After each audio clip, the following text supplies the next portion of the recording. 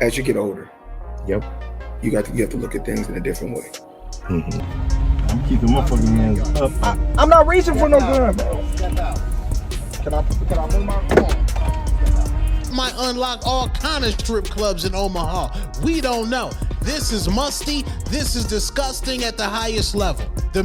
Floyd Mayweather recently criticized Terence Crawford's celebration after his big win. After Crawford defeated Canelo Alvarez, Mayweather remarked, "If beating Canelo already makes him think he's the king of boxing, imagine how he would act if he had beaten legends like Manny Pacquiao."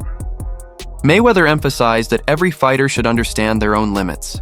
In his view, Crawford's celebration was a bit over the top, showing that he hasn't yet reached Mayweather's level. Protect yourself. Another point, Floyd Mayweather, he don't carry no guns. Floyd don't carry... Mayweather didn't just criticize Crawford's boxing. He also spoke about his recent off-ring problems. Referring to Crawford's run-in with Omaha police, Floyd called it unfortunate and embarrassing.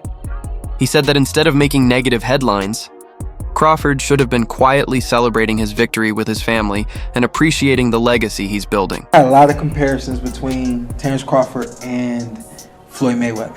We've even had the conversation to go as far as who would win in the fight between Terence and Floyd, and I truly don't know the answer to that question. I do.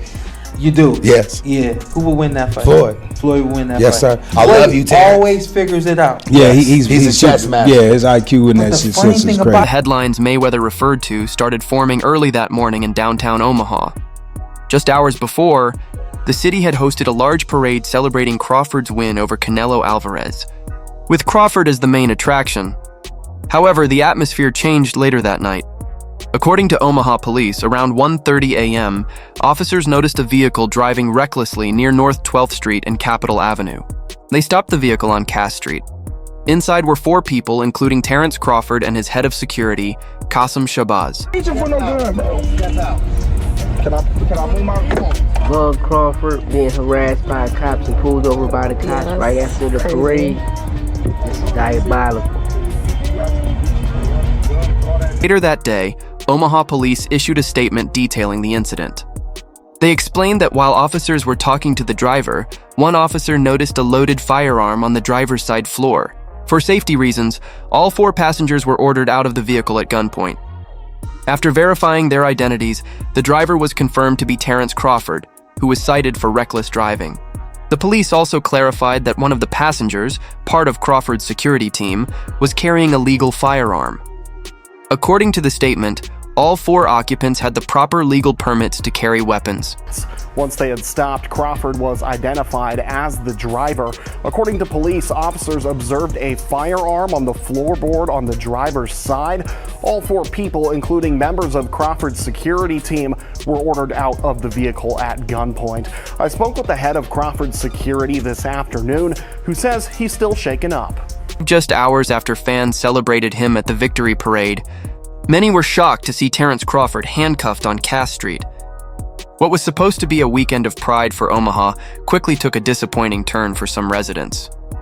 While some expressed frustration over the incident, others blamed Crawford, pointing to reckless driving and poor decision-making. Local station KV reported that an officer at the scene said the firearm became visible when Crawford reached down to get his license and registration. I got a crazy clip to show you guys right now. But isn't that a policeman holding a gun to the 3-time undisputed world champ Terence Bud Crawford's head? What did he do that was so bad that you had to pull him? The officer explained that when Crawford leaned forward, a firearm became visible near his feet. This led to the decision to have all passengers exit the vehicle at gunpoint. According to the report, everyone was handcuffed temporarily until the situation was resolved. During the stop, Crawford was heard telling officers that he was not reaching for the weapon. He raised his hands and consistently stressed that he was cooperating with the police. That was a nightmare. You know, future husband, just had a brand new child and, you know, children and, you know, and stuff like that. And to know that I almost lost my life last night. Because we had a police officer that don't know how to articulate. Crawford's security chief, Qasim Shabazz, gave a different account.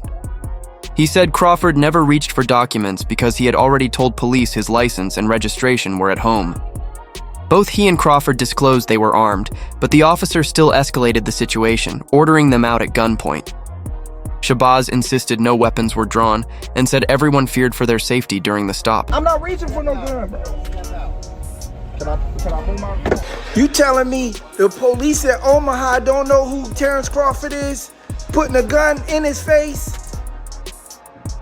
Ridiculous. Shabazz also disputed the reckless driving claim.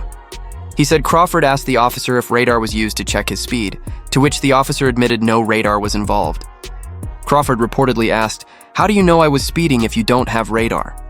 Shabazz said he recorded the exchange, including the officer's on-camera admission, "I cannot. I admit that I do not have radar." In Omaha, after receiving the keys to the city? Huh? Hey, yo, that cop gotta be some hater, bro. Hey, yo, that's like the NYPD holding Derek Jeter on gunpoint and arresting him after the Yankee championship parade in New York City, bro. It doesn't make sense. It wouldn't even happen, bro. It wouldn't even happen. So this cop gotta be some hater. The conflicting accounts have deepened the debate. Crawford's team says Shabazz's version shows the stop was mishandled, while others argue officers can spot reckless driving without radar. Shabazz called the situation tense and said all 4 passengers were handcuffed. He felt the escalation was unnecessary since they were upfront about their firearms and cooperating. At Crawford's request, a police supervisor and lieutenant arrived to oversee the situation before the citation was issued. I think we should just let the man enjoy his great moment. He's a great fighter.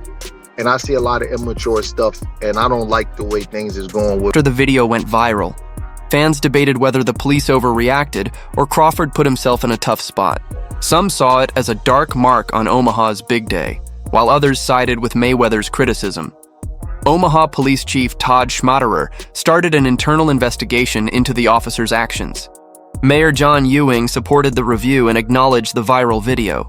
The investigation will check if proper procedures were followed when the firearm was found and passengers were ordered out. But they come up with guns drawn. Wow, he had his gun drawn. Here's what TMZ wrote. Terence Crawford ordered out of the car by a cop holding a gun on a video.